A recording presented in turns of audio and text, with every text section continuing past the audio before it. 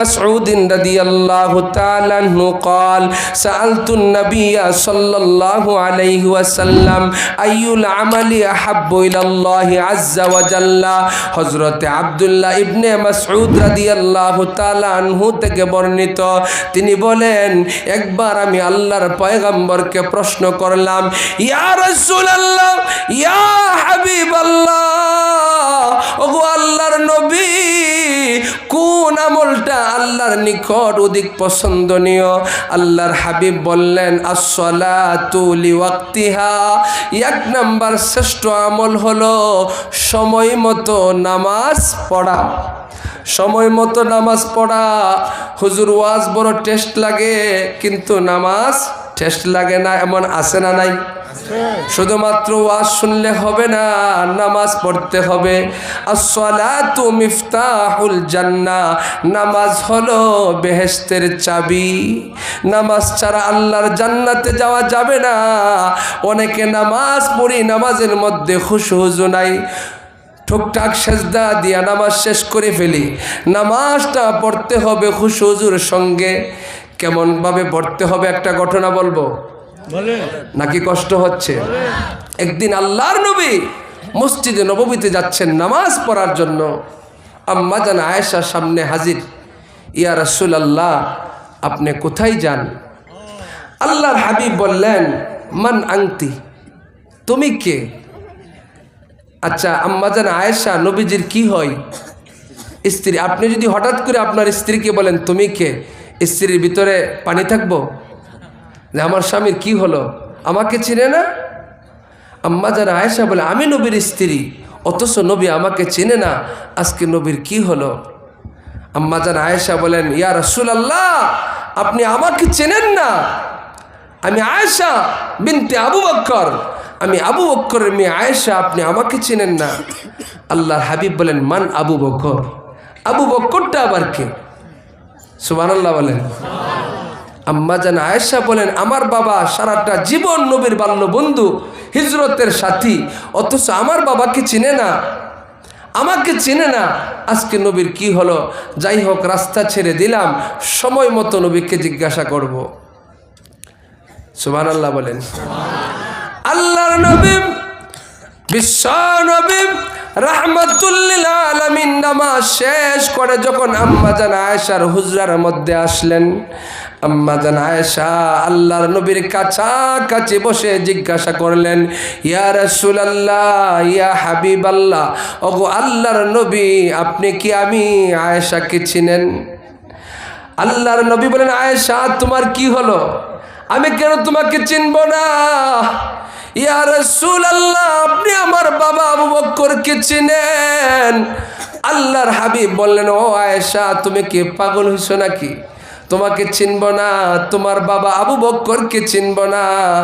এটা কি ধরনের প্রশ্ন করছো আম্মা জান আয়েশা বলেন ইয়া রাসূলুল্লাহ ওগো নবীজি কিছুক্ষণ পূর্বে আপনি যখন নামাজের উদ্দেশ্যে রওনা হলেন তখন আমি আপনাকে সালাম দিয়েছিলাম আপনাকে জিজ্ঞাসা করেছিলাম কোথায় যাচ্ছেন তখন আপনি আমাকে চিনলেন না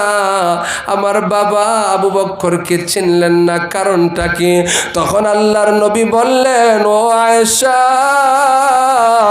আয়েশা গো আমি আমার মালিকের দরবারে যাব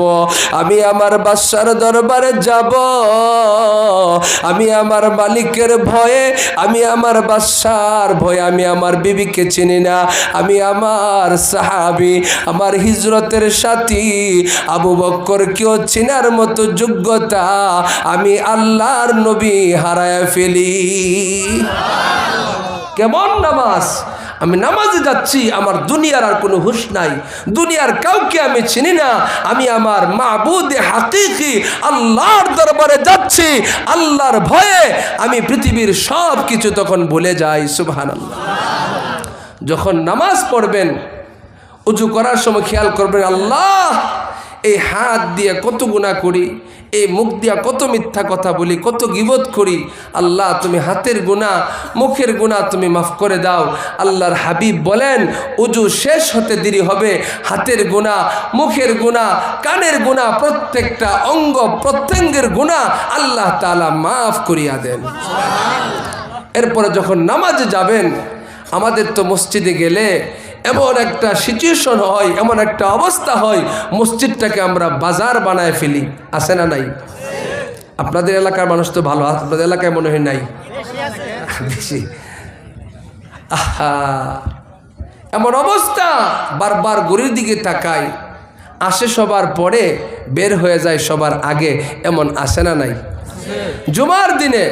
বাদাল জুমা যে 4 রাকাত সুন্নত আছে সেটাও অনেকে জানেই না, আদায় করবে দূরের কথা জানেই না।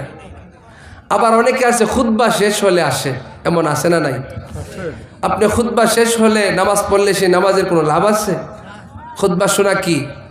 ওয়াজিব, অবশ্যই খুতবা শুনতে হবে এবং নামাজটা পড়তে হবে খুশুর সঙ্গে। খুব ধীরে ধীরে আপনি নিয়ত বাঁধবেন,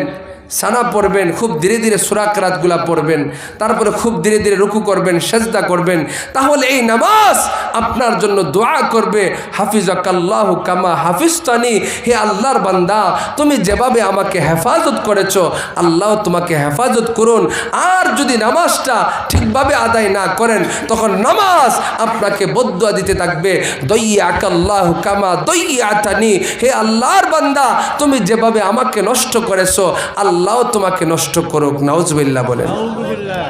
হ্যাঁ মুসলমান, এবার আসুন, আল্লাহর নবী বলেন সকল ইবাদতের মধ্যে সর্বশ্রেষ্ঠ ইবাদত হচ্ছে নামাজ। আসসালাতু আলা ওয়াক্তিহা, সময় মতো নামাজ পড়া। সাহাবী বলেন সুম্মা আইয়ুন ইয়া রাসূলুল্লাহ, ওগো নবীজি তারপর কোন আমলটা আল্লাহর নিকট অধিক পছন্দনীয়?